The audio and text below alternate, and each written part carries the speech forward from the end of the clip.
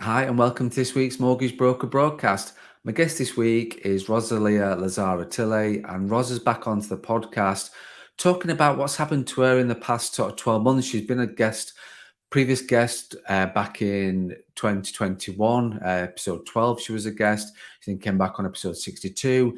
So it was just natural for us to be able to catch up and sort of see what's going on. Married, rebranded a business, got a podcast going on. So loads of things to talk about, loads of things going on. So let's just get Ros onto the podcast. You're listening to the Mortgage Broker broadcast with me, Craig Skelton, the podcast which helps mortgage brokers at all stages of their mortgage broking career. So welcome to the podcast, Ros. How are you? Hi, Craig. I'm great, thanks. How are you? Yeah, good. I should have said welcome back for the third time to the Yeah. podcast, Ros, because we were just talking then before we hit record, just July 21, May 22, and then this will go out sort of like March 23. So yeah, you just Wow. literally, I think you must be sort of apart from Ash. I think you must be the first person that's been back on for the hat trick. So welcome I'm back. honoured. Thank you. Wow. I'm not surprised that I have so much to talk about. I was going to say, oh, I'm really shocked, but no, I'm not shocked at all that there's always something new that I've got to talk about. So I'm glad that it entertains you and hopefully your listeners as well. It does, no, it absolutely does. And I think, like I said, when I look back at the notes from last time in the podcast and sort of seeing how much like the world's changed from a mortgage broker point of view, the world's changed from a digital marketing point of view.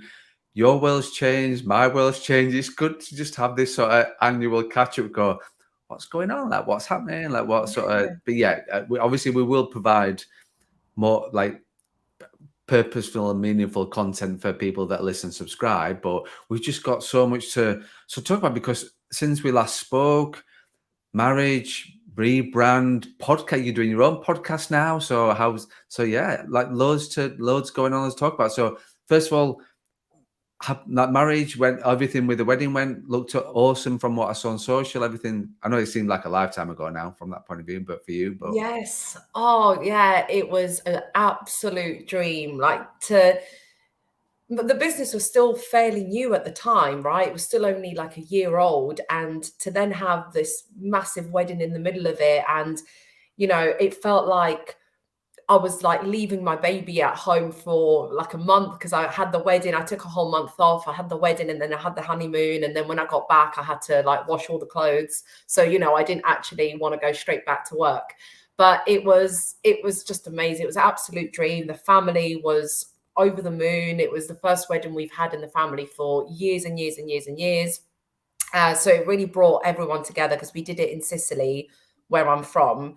So we right. got married in the church where I was baptized, where my parents were married, where my brother was baptized as well. So it was the whole community was there. Apparently, the mayor of the town came over and he was like, "Wow, what an honor!" I was like, "Wow, it's great." I mean, it's not a Meghan and Harry wedding, but it was really important for the town. It was really beautiful for them to think, "Wow, this girl who left this little town, this little village in Sicily, gone for bigger, brighter things, in the UK, and now has come back in our very own village to bring us this, what for them, what was an honor." So we brought them a lot of tourists, and yeah, it was just amazing. Yeah, I know, but it's just amazing that the whole community, like when I'm listening to that, obviously I'm hearing this for the first time when you talk about, I've seen the photographs, I've seen everything that they post, but like in terms of from a community point of view, like you say, you baptized there and then gone away and then come back to yeah, celebrate another like a massive sort of milestone and thing in your life, then they must be absolutely thrilled that like so not from a tourist point of view, but also just from a point of view of tradition, I'm guessing, and sort yeah, of yeah, yeah. Well, we gave them a lot of business because everything that I did was local. So all the flowers, all the catering, like everything we did was just local. Like there was very few things that I bought from like Etsy or Amazon. Everything else was like from the local town. right. And yeah, so we really did involve the whole city. in the wedding as well. Everything from like hiring cars to entertainment and all that kind of stuff. And I was actually standing at the altar when, when everyone's like leaving the church and, you're married. And a nun came up to me whilst I was standing there, and she was like, "Oh, your name is in the register. Like, we baptized you, and bring your children here when you have kids." I was like, "I'm at the altar, mate. Like, give me a chance. Like, I'm literally standing at the altar. Talk about talk about what's next." So I was like, yeah, all right. I'll bring my kids back here in the future. So that'd be super lovely to be able to do that. So Yeah, definitely. Like I say, give myself some time first of all. I'm at the altar. I need to. I There's certain things literally, that happen. Yeah. there's a picture of me talking to her, and I was like, yeah, this is the story she was telling me. She was telling me to have kids right there and then, basically. So yeah. Anyway, steady, all Yeah. in good time. Probably not the most appropriate moment to talk about No. and worry about them sort of things. Yeah, I couldn't say no to her because yeah. Anyway. So yeah, the pictures looked amazing, and I'm just glad that everything went according to plan and really sort of like you've got happy. Like as soon as you're talking about it, I can see from your face. Obviously, the podcast, but we do the video as well. I can see from your face that sort of like the Yeah, elation that you've so got good. is just unbelievable. Yeah, it was so good. It was lovely. Definitely. So then you came back, and then rebrand. Was that rebrand after you got married? Was that Yeah. that happened then? Yes. Yeah, so I purposely paused it because I didn't want to, it's a big emotional thing to tackle as well, to rebrand your business, because I was having to do it properly, obviously, but also saying goodbye to the old brand and trying to fit in this new look that I wanted for the business. So I just wanted to get the wedding out the way and then come back and work with the graphic designer. And I hired like a third party. So, everyone needs a doctor, right? Even doctors have to go to other doctors. They don't self-diagnose or, self-operate, right? Because they wouldn't be able to. So I kind of needed someone else to look at me and listen to me, because most days I spend obviously listening to advisors about what they want with their brand and how they want to appear. And I was like, oh, I want this. I was like, I want someone to do this to me. So you can't coach yourself, can you, really? No. You just can't bring yourself to that. So I had to find someone that could talk the way I talk, or that could coach me the way like I coach people. So yeah, I found this phenomenal girl. Sorry, my cat's just Perfect my timing. cat's just walked into the picture. Oh wow. Oh, He was it? Did you say was it? But she's she, getting a yeah, little bit jealous because she wants to see what all the fuss is yeah, about. But exactly. She's very beautiful though, so I'll give you that. she's my little baby. Yeah, so I hired this beautiful, larger than life, beautiful girl called Jojo. And it's all like she, her brand called Creative Sass. It's all like being sassy, and I wanted someone non-industry related because I wanted to just bring something different. So yes, we spent quite a bit of time together with the graphic designer and designing, how I wanted the brand to look. And then now since then it's been, website, photos, new social media pictures, new email address, trying to transfer everything from the old to the new. Oh my God, it's been so stressful, that part, because you don't want to lose files, you don't want to lose clients. And yeah, so that bit has been a challenge, which brings me on to, another novelty since we last met is this new concept. So when we met, I was a startup, right? I was starting a business. Mhm.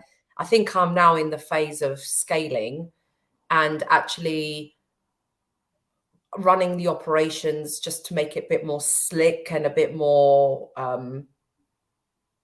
how do you call it? Yeah, it's not just me anymore, basically. So what I'm trying to say is I've had to hire people. So there's the whole new element of running a business that I'm exploring, which is, delegating, managing people, and well, that's fun, isn't it?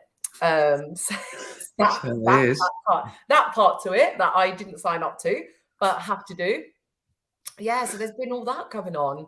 And the thing is, I'm listening to you thinking, well, you did choose to rebrand, Ros. So that wasn't something that was you did choose to do that. So And it's been, most of it has been fun. Like 99% of it has all been so much fun.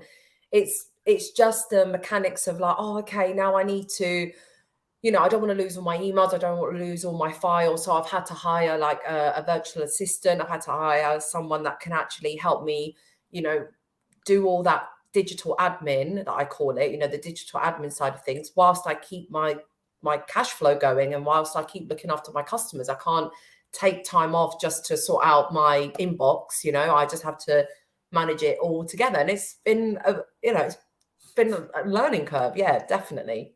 But the thing is, like I'm sure, like you're there talking about it, you still have got a smile on your face in terms of the challenges that you face. So Yeah. you're not sort of like with steam coming out of your ears. It's a case of, like you say, it is learn, isn't it? So there's certain things that you didn't sign up for, which you're learning part of, and I think that's sort of amazing that you are. I'm just trying to picture, like in my mind, thinking I can just see you leading from the front with this sort of bit of entourage going on behind you, sort of thinking, and all these people sort of within the. But that's awesome. Like in terms of how you sort of you at that stage. Now, was scaling always part of something? You always knew that you would get to this stage. Right. So let's talk about entrepreneurship and being a business owner, because I imagine the majority of your listeners, if they're self-employed, they Yeah. understand where I'm coming from here. So when I was like 10 years ago, when I was exposed to the world of personal development, and I read one of my first books that I read in that space was The Secret. And then I read, I think it's called Dare to Dream, Work to Live, or something like that. But Okay. it just basically opened up my mind to, hold on, there's more to life than just going to work for a paycheck, right? And I was in my early 20s, which is nothing these days, when you see the likes of like Stephen Bartlett becoming a millionaire at 23 or 26, however he was. So for me, what I'm trying to say, that spark of entrepreneurship within me consciously woke up with around when I was around 23, 24, 25. Even though my mum and my family say it's always been there, I just thought I had to just go to work. So when I was doing all my projects and projecting what the future me would look like and what me as a business owner would look like, I just thought it was about, yachts, mansions, and that entrepreneurs were all rich and that entrepreneurs were all like big CEOs and operating massive companies. So I always visualize like being that person. And then as I grew older and actually started playing at, having a business, because this is not my first rodeo. This is not the first time I've tried to launch a business. This is one that worked, but Okay. all the others haven't. I then just realized, no, I don't want to chase that life. I don't want to just become a big chief just because I want that title. No, I don't want that title. I don't want the title for title's sake. And I've got a headache managing myself, let alone managing like thousands of people in my business. I couldn't imagine. And the fame, I was like, oh my gosh, I don't want fame. I absolutely don't know how I could be someone like Stephen Bartlett or Karen Brady or Oprah. These people I absolutely am fascinated by and really admire. But then I just don't know how they deal with all that. So now I'm like, what does scaling look like? If it's not more and bigger, then how do I scale? So yeah, that's the phase I'm in working it out, which is actually, how do I maintain the lifestyle I've currently got, which is I can go to yoga in the middle of the day whenever I want, right? Or in the evening. I'm currently enrolled in a 3-day weightlifting program where on a Monday, Wednesday, and Friday lunchtime, which I would have never been able to do in a full-time job. But if I was running a massive corporate company, I still wouldn't be able to do it. So I'm just like, how do I maintain my lifestyle, popping into, Granny's to see if she needs any shopping, all that kind of stuff, and still scale. So that story is still yet to be told. Maybe this could be episode 2024 when I come Yeah. back to you next Exactly. year. Yeah. What I have done in terms of scaling short term, so something that I have been able to do today is I knew I wanted to work with less clients, right? This is more boutique, more bespoke, more personalized. So I had to up my prices, and that was it. That was one strategy: up my prices, but obviously add insane amounts of value to that one person that I was working with.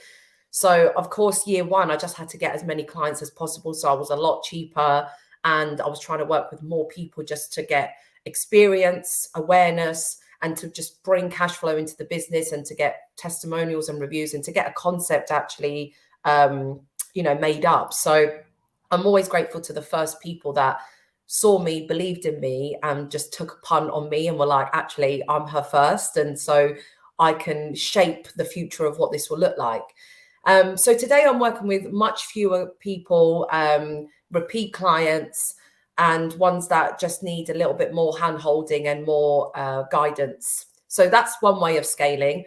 And then the second is giving myself more thought leadership tasks, like going to events and speaking. I don't know if you've seen, I've done like a few speaking engagements at FSE, for example. I'm on a lot of podcasts. I'm doing my work in schools.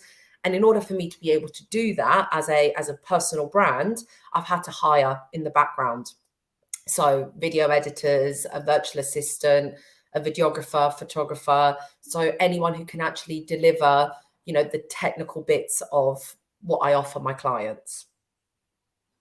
I think there's so much stuff going on in my head here that I'm meant to make notes because I'm thinking So that was a really long answer. there's too many things sort of going in. And the first thing that sort of, there's a few things on there that, and I think I followed Stephen Bartlett for quite some time, sort of seeing him for like I said, for quite some time. Other people that I would sort of see as deemed as successful. And I went through the same. I do sort of really understand what you're talking about, because I went through that same thing of when you first set your firm up, you're thinking, well, I'm a business owner now, and this is what you look at these people thinking they're at these sort of levels. This is, like you say, the cars, the houses, the boats, like what that's what success looks like. When actually it's not. Success is whatever success means to you, and your success will look different to my success to and that's why you can never, like I sort of talk about, never comparing yourself, because actually what success looks like for you, the things you're talking about there, of doing the personal stuff as well, of dropping shopping off and doing the weight and all those sorts of things, is success. And it's not until, it's funny, I like where I live, I work from home. I've got an office in my like garden, so I'm so lucky from that. And I do the journey now and again that I used to do as an employed, down the A19, down the A1, down the M1, traveling the sort of the 80 miles, and then and I did that journey the other day, and I just thought to myself, that's, to me, success now is not like I don't have to I do that feel you. anymore. I Yeah. don't have to get in my car. Don't get me wrong, I'm still up early. I'm still in my office like first thing in what I would call first thing in the morning, which would be, in some people would class it as insane. Some people would think normality. Some people would say I was late. But I think it's not until you then look back and think, actually, yeah, I used to do this every single day. I used to do this Yeah. 80 mile there, 80 miles back, doing that trip, and then thinking, but like success now for me, like you say, it's not about that. Like you're sort of saying that it's not about those big shiny things. It's about the life. And that's one thing that I underlined there is, you said there was lifestyle. And that's the thing that's important to you and is important to most people that are self-employed, running their own firms. I think there is more people realizing that now, Ros, even more, that success just looks totally different to what success looked like 10 years ago, 20 years ago, however many years ago. Sorry. Sorry. Sorry, I'm just getting emotional because I didn't mean to do that. I'm really sorry. no, no, I no. wasn't expecting. Oh my God, no, it's not you. I don't think um I just think it's like I've written about this in like my notebooks.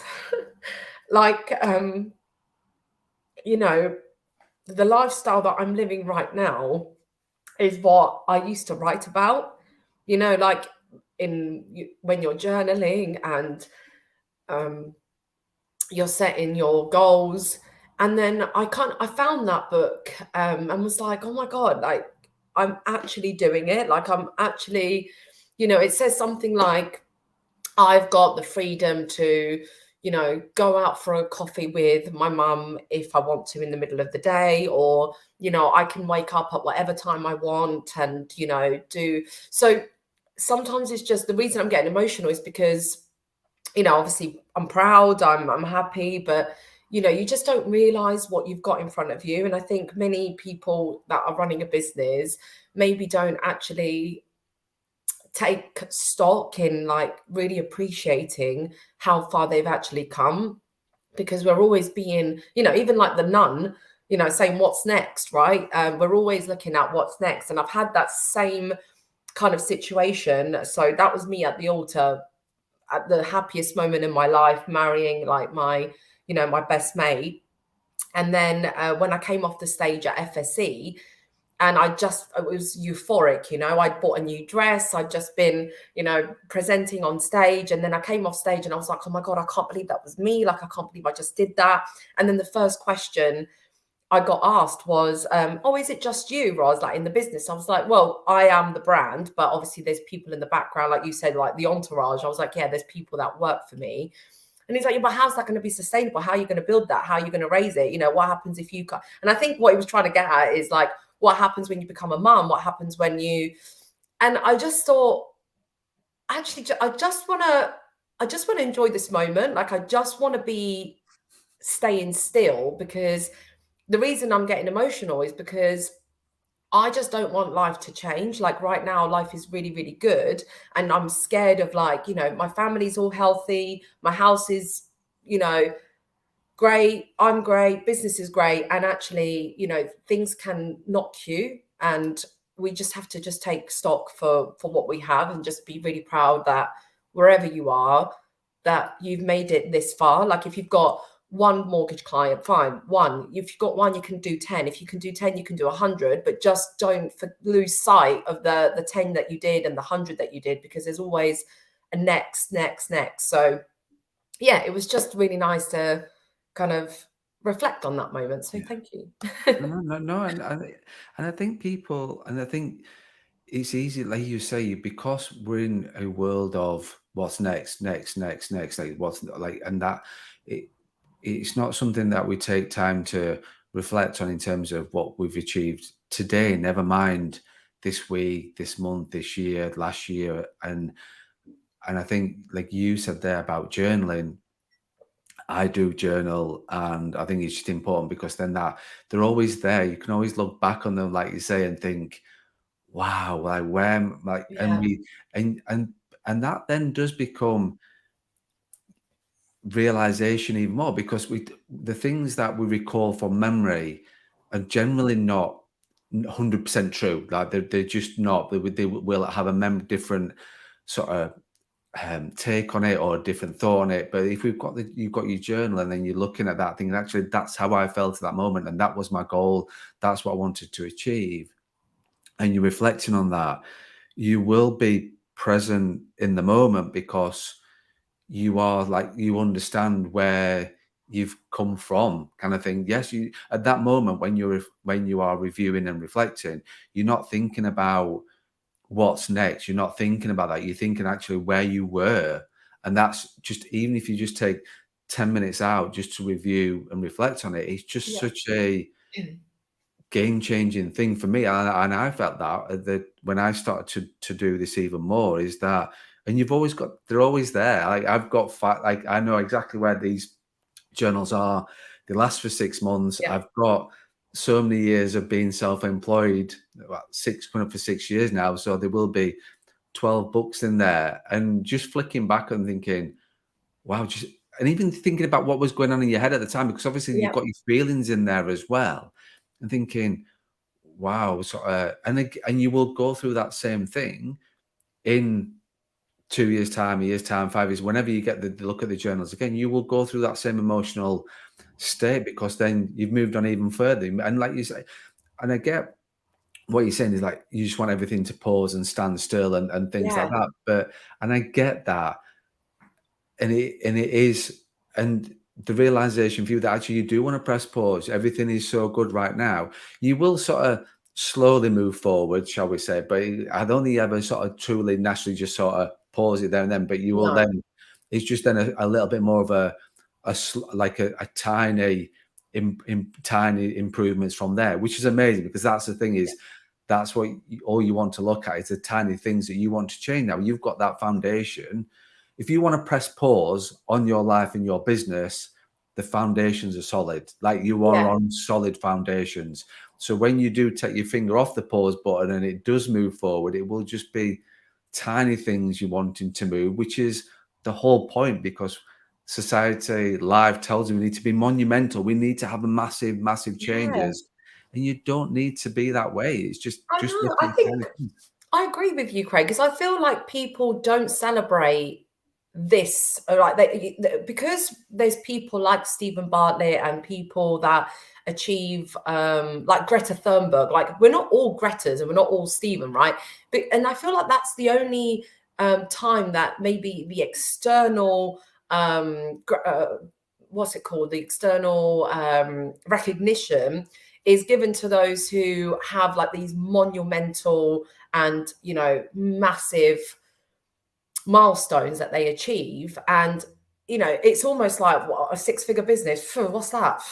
Six-figure, that's tiny. And it's like, do you know what it takes to make six figures, right? Do you know what it takes to replace my BDM income that I was on? So where I was at the time, my lifestyle, if for anyone listening to the show that doesn't know, and I used to be a business development manager for a master broker and then became a BDM for a lender. So I've been in financial services for 7 years, and my income was growing. I don't mind sharing this, but you go from like a 25K BDM to a 45K BDM plus all the other fancy stuff around it, like the car and the phone and, you know, some autonomy, like, oh, you can work from home for one day. You're like, whoa, like, that was the goal, right? Because you could walk, you could wake up just 5 minutes later. So those were the milestones that I was achieving as a BDM, and I got to that top end level. I could have gone even in the pandemic. I could have gone for an 80K role if I wanted to, and that was the test from the universe, which was, are you chasing that next paycheck? Are you chasing that salary? Are you chasing that status? But when I lost that status, so when in the middle of a pandemic, there was someone knocking on my door with a mask, gloves, and they came around to just collect my car key from the BMW that was sitting on my drive and not used for 6 months. They came to collect my laptop, phone, everything, and not to mention my paycheck was cut. So that's really when you realize, like, actually, how do I want to rebuild this skyscraper? How do I want to rebuild? And if it's not a skyscraper, how do I want to rebuild this bungalow? It doesn't matter what it is, but you have to start from there. That it actually, the biggest milestone for me was, how do I go back to maintenance? How do I maintain this mortgage, these bills, right? It was easy to not have to maintain my lifestyle because it was lockdown, so I didn't need to go out and do my nails and hair and go on holiday. So that was easy to cut back on that. But that was step one, is, wow, I've replaced the salary that I was on. I've now generated that myself with my business. Okay, wow, that's a milestone. Then the next milestone was, wow, I've doubled my income. I'm earning more now than I used to as a BDM. Wow, well, that's amazing. And now it's like, okay, now I'm working more flexibly and earning more. Wow, that feels really good. And I know that I'm still playing very small, Craig, right? I know I'm playing it small. I'm playing it safe. I know people think, wow, she's so brave and she's doing this. And I'm like, I don't even think I've shown my true potential yet. I know I'm downplaying it. And I know I'm strategically growing organically and steadily, when I could have got a massive loan and debt on my property, hired a bunch of staff and said, look, we're big. Look at us. We've got an eight. Like, I could have just made us look big, but I'm not doing it that way. I'm doing it with, yeah, I don't know. It's hard to explain how I'm doing it, but it's just more about like I'm generating it, I'm manifesting it, I'm driving the opportunities, I'm not buying the opportunities. Does that make sense? Yeah, no, it absolutely does. I think does make total sense. And I think that, like I said before, it's clear that it's on solid foundation. So you're not building this on a sort of some like you say, quick thing, like you say, remortgaging the house, getting loads of debt, thinking, right, look, we're massive already, kind of thing, because they tend to fall. The quicker they grow, the quicker they fall Yeah. down. That's exactly how I always sort of look at it. But I think you're right. And does make total sense, because people, everybody looks at it in terms of replacing income. That when you go self-employed, you will look at it and go, how quickly can I, so whatever you was earning, if you was earning 20, you was earning 30, 80, 100, doesn't really matter. Like I say, it doesn't really matter what you've used to earning. You're used to earning what you used to earning, and your lifestyle will be around that Yeah. income. And that tends to be the first goal of any, particularly self-employed mortgage broker, anybody going self-employed. It tends to be the case of, right, okay, that's what I would earn in my employed business, or in my employed role. Doesn't really matter what it was. Is then now, how quickly can I get to that? And a lot of people are okay once you get to that. I know loads of brokers that once they've got to that level, they're okay, because then the next goal is then the lifestyle. So the first one is the income, and like you say, you've got loads of clients at the start off. It's about cash flow. It's about generating income. So you got to that point, and then it's a case of, well, you can then slow the lifestyle then becomes important. So then you maintain the income, and then your lifestyle comes, and then the income then comes with the lifestyle. That Yeah. tends to how it works. It's sort of lifestyle's down here, if this makes sense. Income's here. So we get to that income goal. Once we've achieved that, is then the lifestyle then starts to come on. Then is sort of then, once you've got that lifestyle, so well, lifestyle can then build, income then builds, and you get to that point where it's like, I've got the lifestyle and I've got the income, and that to me is success. And Yeah. that's it, and that's however that looks for you in terms of lifestyle and income, and that's the beauty of it. So I know I 100% get to where you're at, and then that thing is that's okay, because that's okay for you, because that's what you wanted to. And I think people, like I say, when you look at what it takes to get a business off the ground, the first goal is keep the doors open, first make sure that, and you was honest there, you've sort of said that this is the first one that you've got traction with, and you've built, kind of thing. You've gone through that painful times in the past where you've set things up and they've not gone to plan, not worked out, and that makes it mean even more to you, because you've seen what it might. Do you know what I mean? It's like, it's making sure that you're making this work, because you've learned from the things that haven't gone so well, that you've learned from, not failures, because that's quite a strong word, but things that haven't gone so well in the past. You will have learned from that. Yeah. And I've learned from, I've progressed by quitting. Quitting is not often labeled as it's for losers. Quitting is for losers. I absolutely disagree, because when something is toxic and someone's in a bad relationship, would you say to them, stay, don't quit? No, you tell them to leave and walk out that door. And that goes the same for, a subject you don't like at school, a course that you're enrolled in at university. Why should you stick it out for 3-4 years? With that burden on your shoulders? If you don't like it, quit. If you don't like it, absolutely quit. Because what I often say, or how I reframed that, it's all about reframing. The way I reframed it was, I'm only quitting this. I'm not quitting the dream. So you can still get to that destination. You can still get to that dream. The way you get there is just different. So I was never afraid of quitting. When I found myself in the wrong job, I quit. I didn't care that people would be like, oh, that looks bad on your CV, because I'm building my career, right? I'm not just building a piece of paper. I'm building my brand. And that was when I didn't even know I was building a brand. I didn't, this is all self-taught, how I've been building a brand. I say, for example, in financial services, I've been building a business for 2 years, but I was always building a brand for at least 7 years, and I didn't even know I was doing that. And that's what stuck, you know. So 7 years ago, maybe more now, maybe it's close to 9, to be honest, entering the financial services industry, I had no idea what a loan to value was, and I didn't have a property at the time.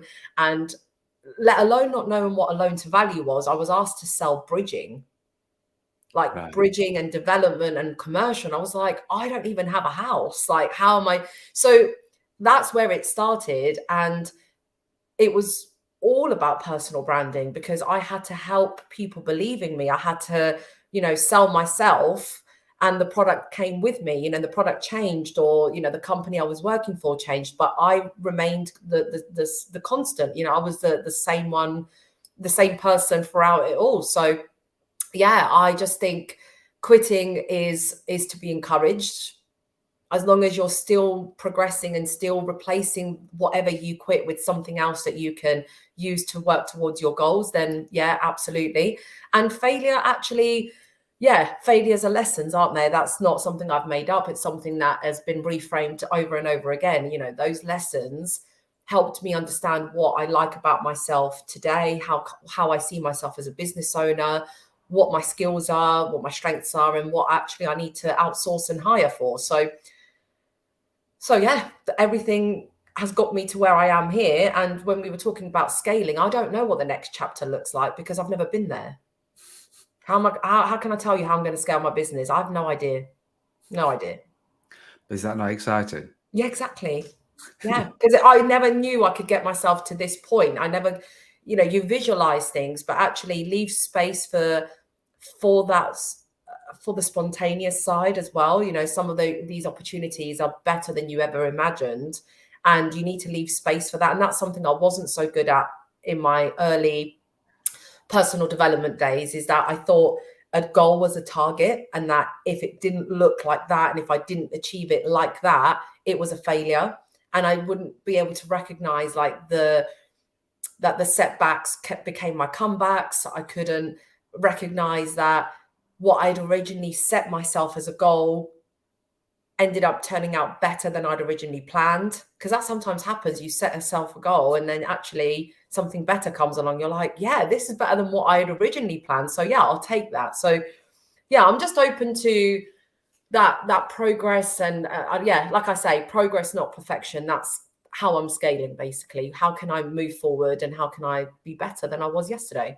Yeah, definitely. And I agree with you 100% about the quitting thing, because I would never, is they say quitting seen as quitting for losers. You don't quit, like do not quit and things like that. And it's not about it's not about quitting, like you said. If you're in a relationship, if it, like you're doing something like college, like it's university, then it's not about quitting.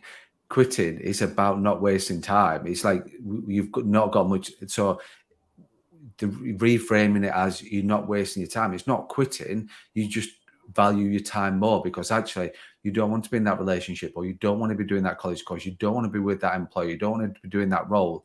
It's not quitting. You're just making a choice for your life, and then looking at, well, I need to make these changes because you value your time more than somebody else does. That's just Exactly. how it is. So talk about podcasts. So you've got your own podcast going on now. Yes, yes. So that is something that I delayed for loads of different excuses, lots of excuses. They're not reasons, they're excuses. But I actually am glad I did delay it, because I knew, and I spoke about this with Ash, like in my early days, you know, we would have our catch ups, and he's one of the people that massively encouraged me to just take that leap. And, you know, when I was in transition between like the job and going self-employed. And obviously I always knew podcasts would be a phenomenal thought leadership piece of asset to have in your business, but I just didn't know what I wanted to do it on. I was like, I don't want to do like another mortgage marketing podcast, because to be fair, I listen to Ash's anyway, so I don't want to just be another person who does that. I genuinely did not know what I wanted to talk about, so I just didn't do one. And then it wasn't until there was a post on LinkedIn. I'd been playing with this idea, but the universe, if you want to call it that way, kind of gave me proof. And there was a post on LinkedIn about this. There was a mortgage broker kind of ranting. It was a bit of a rant about how there's just not enough women faces out there on social media, and that there's not enough women speakers, and there's no female podcasts being run by people in the industry. Obviously, you've got yourself, you've got Ash, you've got Gary Das, you've got even Andy Montlake. You've got, like, apart from, there's the mortgage mum, there's Kim McGinley. There are some female faces out there, but just maybe not as many. Anyway, I was tagged in this post, and it was like, surely, Ros, you can do something about this. It was like, surely it has to be you. Like, no one else can do this, surely. And I just thought, do you know what, actually, it is something I've been thinking of, and it feels separate. I don't know if you've ever read a book called Big Magic. I know, I've not read that, no. Yeah. So the reason I mention this book, Big Magic, is because it's very suited to creators, even if you are a content creator or an artist or a shoe designer or any type of creator, right? And often when you have a talent like that, or what started out as a hobby, and it turns into an income generating job, right? You lose that spark. The magic goes away from that, because you've now put all this pressure on your art. You used to just be a really good, like, designer, and now you're trying to make money from becoming a designer, and you lose passion and hope and motivation because it's really hard.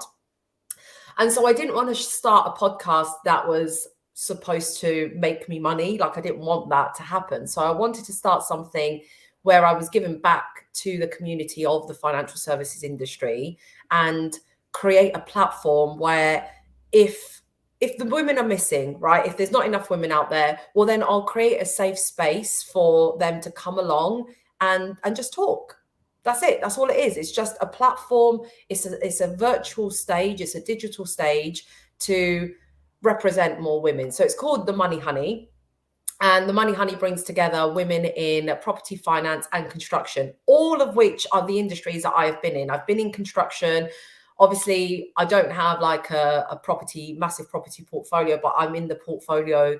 I'm in the property world. My parents have properties, so I kind of understand, like, the industry, and obviously finance. So I interview women from all backgrounds, all levels, all different titles, all different stages in their life and their journey within the industry.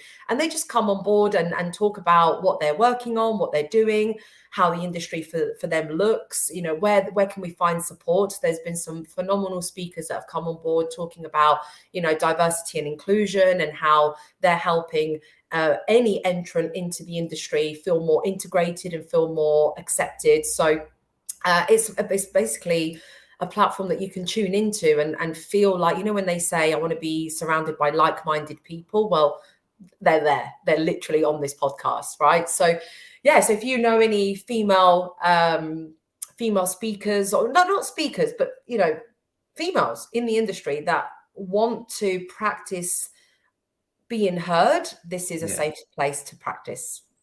Absolutely. And I'm lucky enough that I do work with quite a few females within my firm. So as in from CS point of view, there is, I'll probably say we've got about 50-50 mix in there in terms of females. I'm married to a financial advisor, and she's female. So just clarify that as well. So, Awesome. But yeah, I think, like you say, it's not doing something like this is not doing this. Like, and I get exactly where you're at, and we have to give Ash a bit of recognition from both of his point of view then, in terms of giving you the prod. He certainly gave me the prod to do this and to the podcast, because I thought the same, like, well, why nobody's going to listen to me? Like, why do I?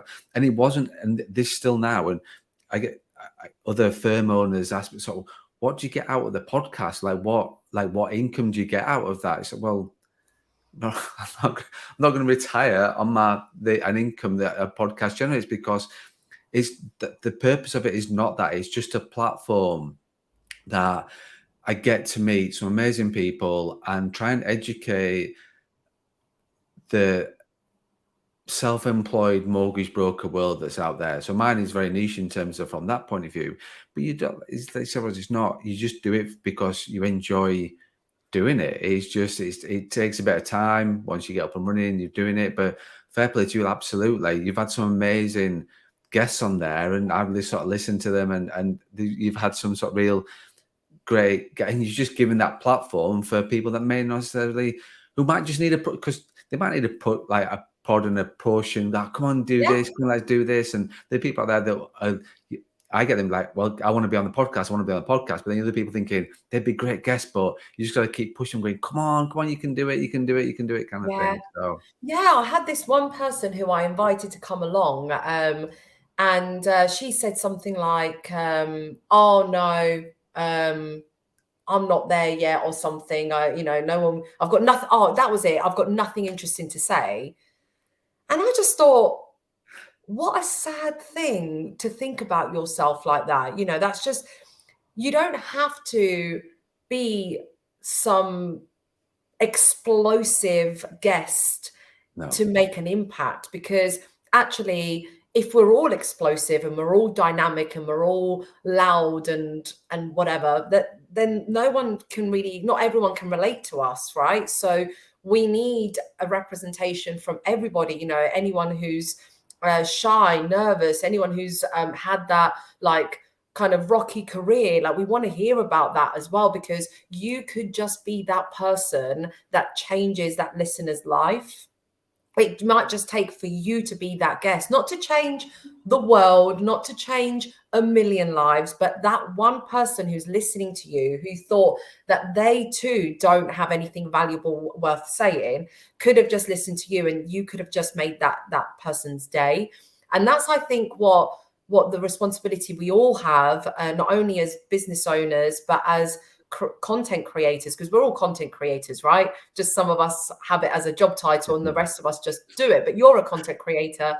We're all content creators. And if you're putting something out there on social media, you're changing the world, right? You are changing it. And I know you may not be, Kim Kardashian, or, you don't need to be, right? To be an influencer, you don't need to be Kim Kardashian, because what you say and how you say it and what you put out there in the world, you are influencing the people that are following you. So that's how I'm very conscious about kind of the content that I put out there and how I portray it, because I have a social responsibility to make the social media world a better place. Like I want someone to scroll through and say, that post has helped, not has made me feel worse about myself. Yeah, So that's absolutely. why the podcast is important, and we want.